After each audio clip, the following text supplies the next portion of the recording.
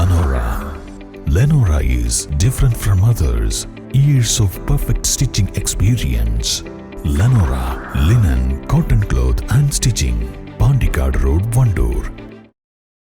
നിലമ്പൂർ ഉപതെരഞ്ഞെടുപ്പിൽ UDF മികച്ച വിജയം നേടുമെന്ന് KPCC പ്രസിഡന്റ് സണ്ണി ജോസഫ്.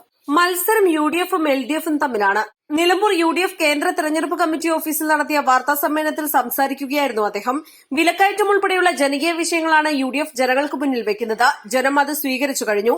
മുഖ്യമന്ത്രിയും മന്ത്രിമാരും പെരുമാറ്റച്ചട്ടങ്ങൾ ലംഘിച്ച് വാഗ്ദാനങ്ങൾ നൽകി വോട്ട് പിടിക്കാനാണ് ശ്രമിക്കുന്നത്. വഴിക്കടവ് വെള്ളക്കട്ടയിലെ 15-കാരന്റെ മരണം പോലും രാഷ്ട്രീയമാക്കാൻ ശ്രമിച്ചു.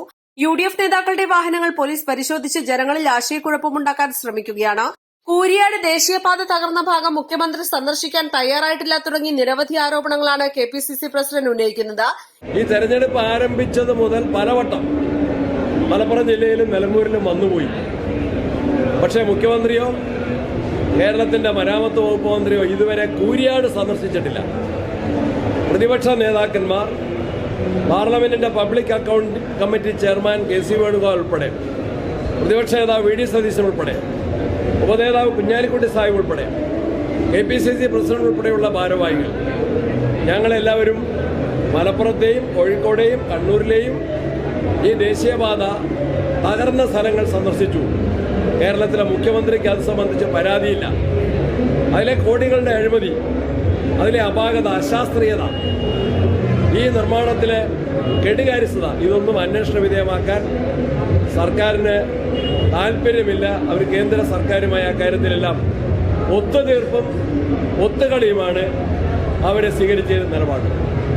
ആശാ വർക്കർമാർ ആരുടെ കൂടെ നിൽക്കും? കേരളത്തിലെ ജനങ്ങൾക്കറിയാം.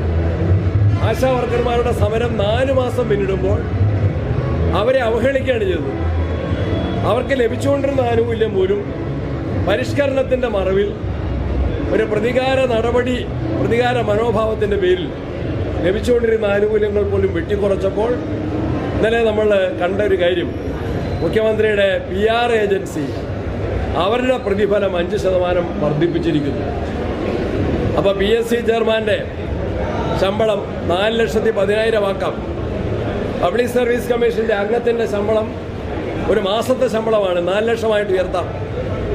സർക്കാർ വക്കീലന്മാരുടെ ശമ്പളം വർദ്ധിപ്പിക്കാൻ 2.5 ലക്ഷമാക്കാം.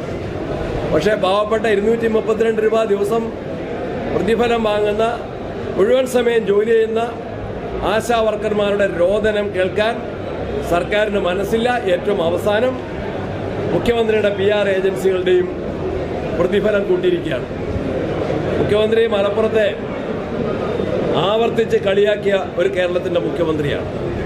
പാർലമെന്റ് ഇലക്ഷന് ശേഷം അദ്ദേഹത്തിന്റെ വാർത്താ കുറിപ്പുണ്ടായിരുന്നു, ഡൽഹിയിലെ ഹിന്ദു അഭിമുഖം.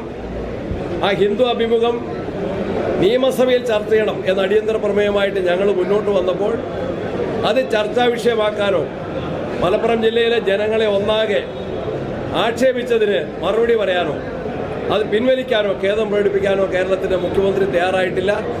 മുഖ്യമന്ത്രി മലപ്പുറം ജില്ലയിലെ ജനങ്ങളെയാണ് അടച്ചാക്ഷേപിച്ചത്. ആക്ഷേപം CPMന്റെ നേതാക്കന്മാർ, ഓഡിറ്റ് ബ്യൂറോ അംഗം ഉൾപ്പെടെയുള്ള നേതാക്കന്മാർ ഏറ്റെടുക്കുകയായിരുന്നു. പ്രിയങ്കാ ഗാന്ധിയുടെ വിജയം പോലും അത്തരത്തിലാണ് എന്ന് ചിത്രീകരിക്കാനാണ് ശ്രമിച്ചത്.